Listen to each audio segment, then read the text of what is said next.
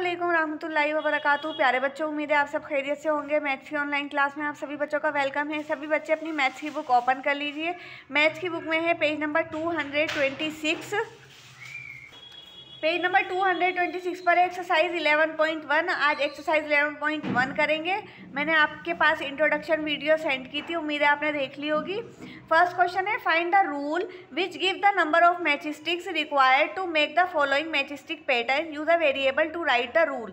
अब देखिए, फर्स्ट में दिया गया है एक लेटर बनाना है टी, तो आपको बताना है कि टी बनाने के लिए आपको कितनी मैच स्टिक यानी कि कितनी माचिस की तीली की ज़रूरत पड़ेगी।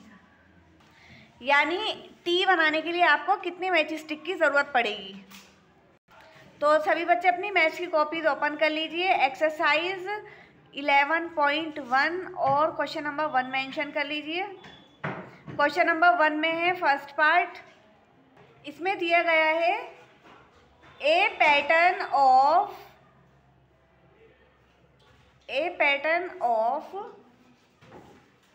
लेटर टी एज, टी लिखना है मैच स्टिक से और दो में ये इस तरीके से मैच स्टिक से। तो आंसर लिखेंगे इसका, number of match stick required, कितनी मैच स्टिक चाहिए टी बनाने के लिए। Number of match stick required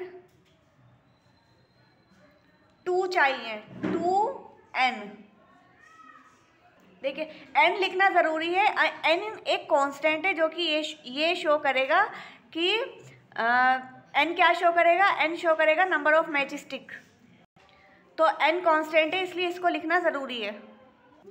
तो b में है a pattern of letter z as, आपको अगर z पैटर्न बनाना है मैच स्टिक से तो कितनी मैच स्टिक आपको चाहिए।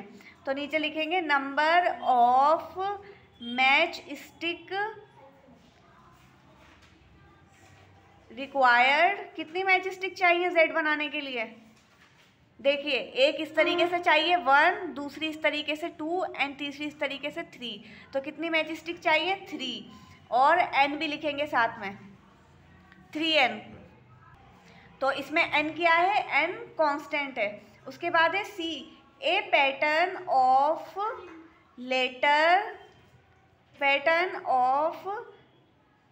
लेटर यू बनाना है एस, किस तरीके से बनेगा यू, एक मैच स्टिक इस तरीके से आएगी, एक इस तरीके से और एक इस तरीके से, है ना।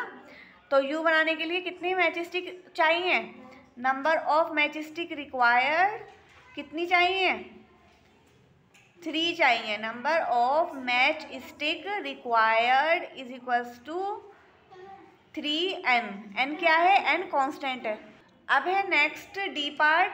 डी पार्ट में है question, a pattern of letter, a pattern of letter, क्या लेटर बनाना है इस बार, वी बनाना है, और आपको बताना है कि वी बनाने के लिए कितनी मैच स्टिक्स की ज़रूरत पड़ेगी। तो देखिए 1 और 2, कितनी मैच स्टिक की ज़रूरत पड़ रही है 2 की।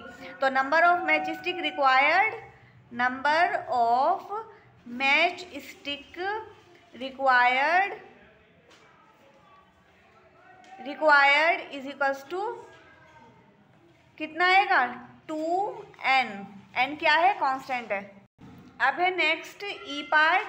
ई पार्ट में है ए पैटर्न ऑफ लेटर,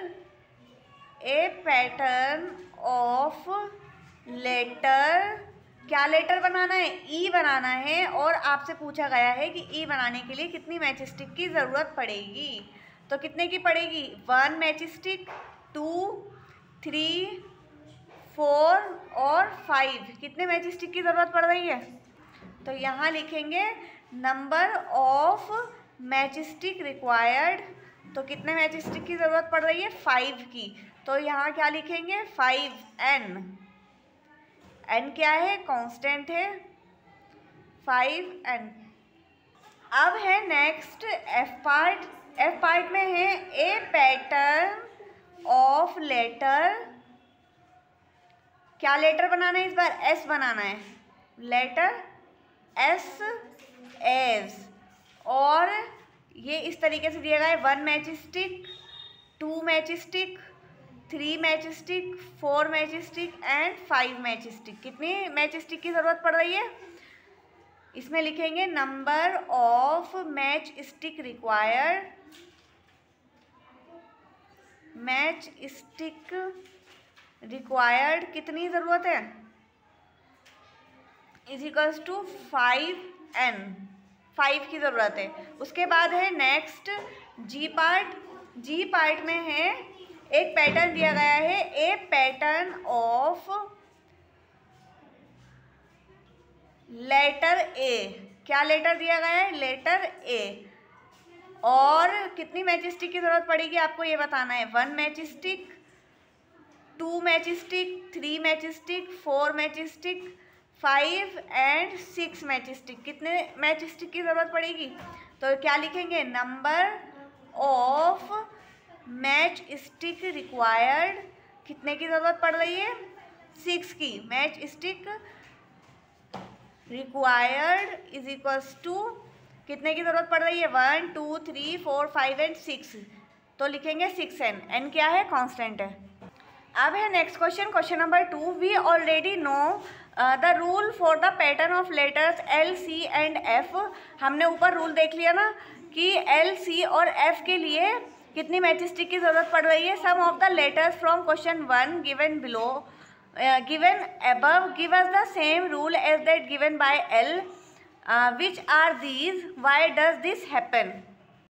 अब जिसमें सेम रूल लग रहा है आपको वो बताना है, यानी कि जिसमें सेम मैच स्टिक लग रही है आपको वो बताना है, और ऐसा क्यों हुआ आपको ये भी बताना है।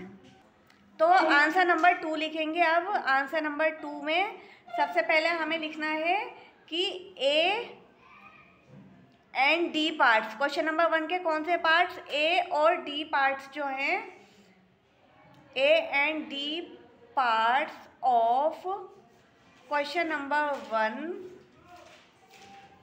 Give the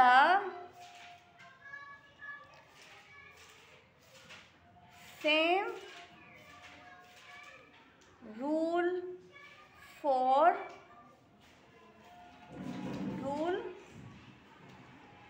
age for L. L के लिए सेम रूल है। उसके बाद है कि नेक्स्ट है C part of question number 1 gives the same rule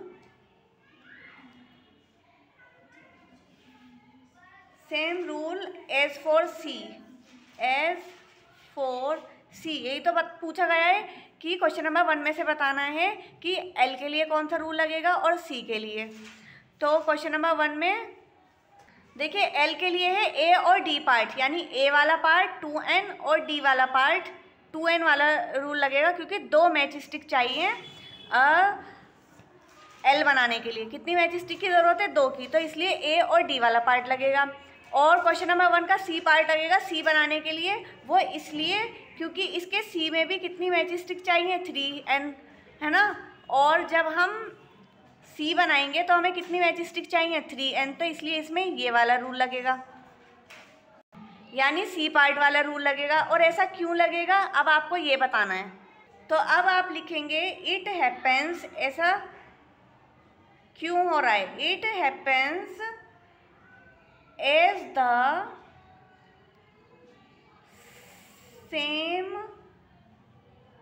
number of matchsticks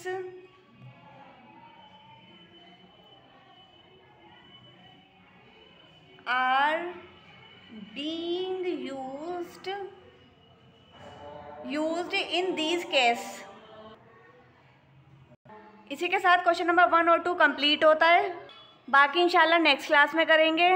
अस्सलाम वालेकुम रहमतुल्लाहि व बरकातुहू।